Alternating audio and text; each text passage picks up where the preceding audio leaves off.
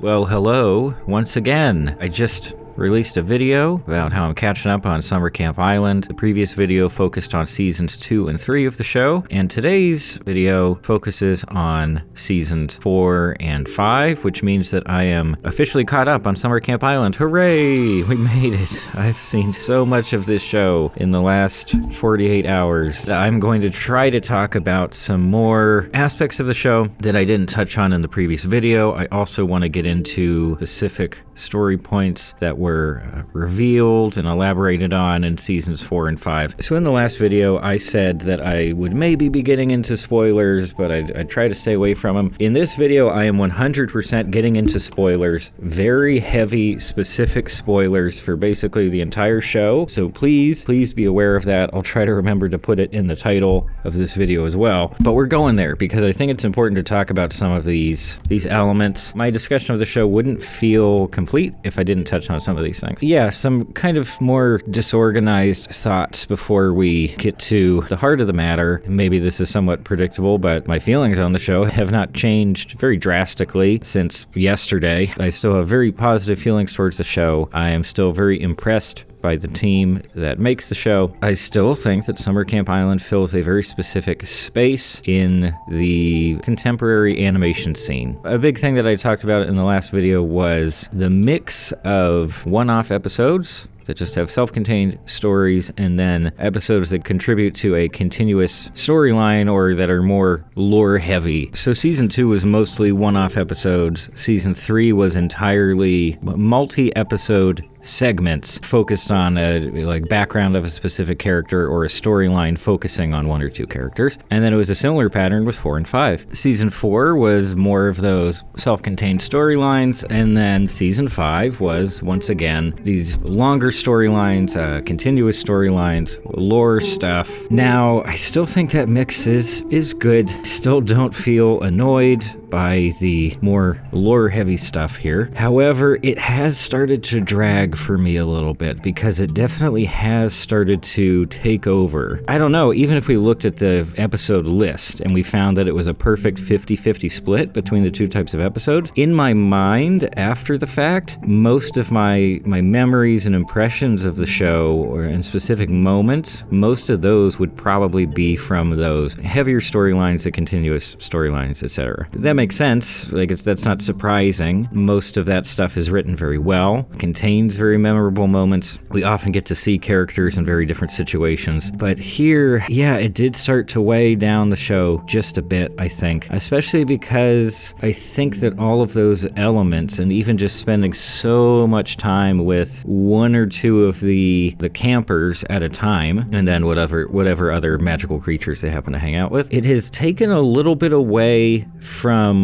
something that I think was pretty important to season 1 of the show, which was that you really did feel like this was a camp. It never felt like real official camp where it was very organized and like something you would see in the real world, but you did get that sense of, oh, here's just a bunch of kids having fun. There were a lot of activities going on as well. Yeah, we saw a lot of just camp stuff, and that has definitely faded away almost entirely, I guess. The elements are still there. The setting itself of the camp is still there, and it feels very good. But yeah, we rarely see the kids in a big group doing stuff together. We don't even get a ton of interactions between the kids themselves all that often, except for Oscar or Hedgehog with one other camper at a time, or one of the campers and Susie. So it splits everything up a whole lot more and makes it feel, less whole. It sort of fractures the camp social dynamic that we got to know in season 1. I'm not saying that's necessarily a bad thing, but it is different, and overall I would say that the show has maintained this incredible sense of consistency. The tone has stayed rock solid throughout, but one of the more significant changes that I've noticed from season 1 over to season 4 or 5, it doesn't quite have the same energy and enthusiasm. And that was definitely one of the things that attracted me to the show in the first place, and I would even compare it to Adventure Time. And as a side note, I have felt in the later seasons that Summer Camp Island actually reminds me a lot more of Adventure Time as it continues on. I don't know why that is. Maybe just specific slang or jokes that felt more Adventure Timey than anything else. But yeah, Adventure Time at the very start was really weird and new and fresh, and then over time it found its own voice. It calmed down a little bit. It leaned way into the heavy story stuff, and we're seeing a similar shift here. Whether we're seeing one of those one-off episodes in Summer Camp Island or one of the heavier things, it does feel a little bit quieter, a little bit tamer. There's still a ton of humor. There's more of an emphasis on the emotional elements, or just almost a sense of like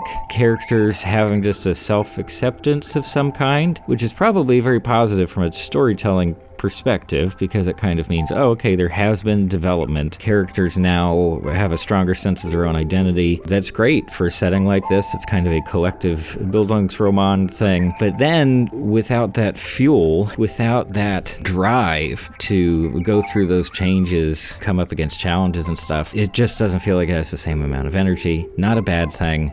Not a good thing, but it does feel like it's calming down. And this leads into, honestly, one of my last points, and probably the biggest one, which is I definitely get the feeling that Summer Camp Island is winding down already. I mean, it hasn't been a short time. This show premiered in 2018. They've gotten 5 full seasons out here. You just get that sense from it. And I did look this up. I checked Wikipedia and everything, and Julia Pott has confirmed the show will continue past season 5, which it has to. I mean, if you see the end of season 5, it seems quite obvious that if they just left it there, that would be kind of insane, although sort of artful as well. I promise, this isn't a critique of the show, but it does kind of give me that sort of wistful, vaguely sad feeling that you get when something's coming to a close. And it could be just about anything. I don't know. I think there's a consistent flavor to the experience of something ending. It could be a school year, or perhaps even sadder, the ending of summer vacation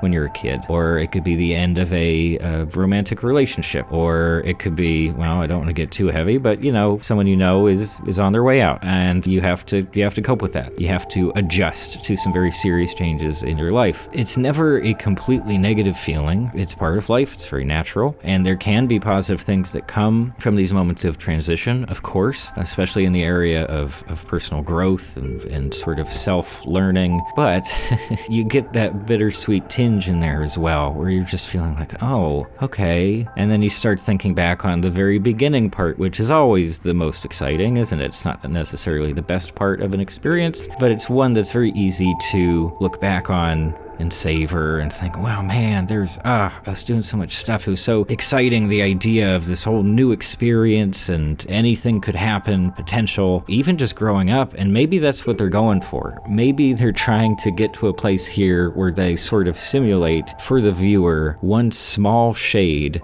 of the experience of growing up. As I touched on earlier, Summer Camp Island as a whole is kind of a coming-of-age story for many different characters. And many stories that we love focus on moments of transition, because those are very difficult moments. But at the same time, I don't know, it does feel fast to me, because I saw that first season so long ago, a couple years back, and now I'm all caught up. So within a couple days, I've seen the show go from that crazy enthusiasm and energy of season 1 to this sort of slow, self-accepted pace where everybody just kind of knows. They're going about their business. There are things that need to be handled, but no one's freaking out about it. And that's very interesting to me. I can't quite think of another show where I've seen that happen so clearly. And whether or not it's happening on purpose here in Summer Camp Island, I think it's very interesting to talk about, and I think it's very interesting to experience. The show is wrapping up, and this is where I'll get into spoilers. As we learn in some of the prequel episodes, magic has been slowly draining from the world for quite a while now, since I guess, the early 1900s or something. Susie barely fled New York with Ramona when she still had a little bit of magic left. They got to hold on to their magic on this island. Their 2 best friends that are prophesized to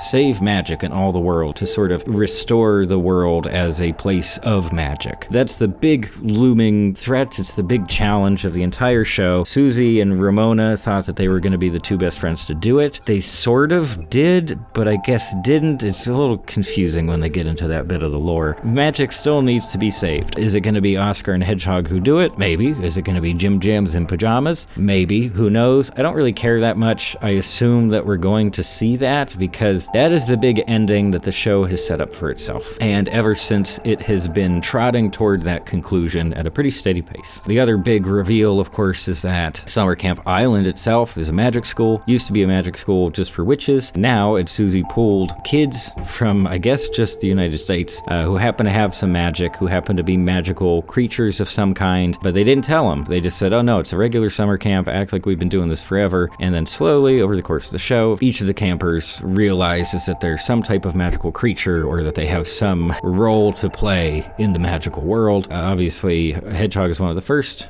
It's revealed that she's a witch. Oscar is a glowworm, which is one of my favorite concepts. I don't know if it's been in another sort of fantasy magic thing before. Oscar's essentially a support class character who emanates magic and supplies other magical creatures with magic that they desperately need. And then a bunch of other Max is vampire, blah, blah, blah, blah. And then the last few episodes of season 5, they tie up some loose ends and they answer, this camper is this camper is this, just so that everything's tied up. But especially with that being the absolute closing of season 5, yeah, we know that the show doesn't have much longer to go. I would guess 1 or 2 more seasons. I don't know if it would do much good to speculate on the reasons behind the show coming to a close. Maybe they already had this sort of kind of complete story in mind and they've been working towards that. That's not super common in television. Typically, you just keep it going for as long as you can and then find some kind of ending and then you're good. And then maybe people hate it. Game of Thrones. Maybe they are planning to do many more seasons of it. I don't get that feeling though. I think it's sort of downhill on the way to its conclusion, and I think I'm fine with that. I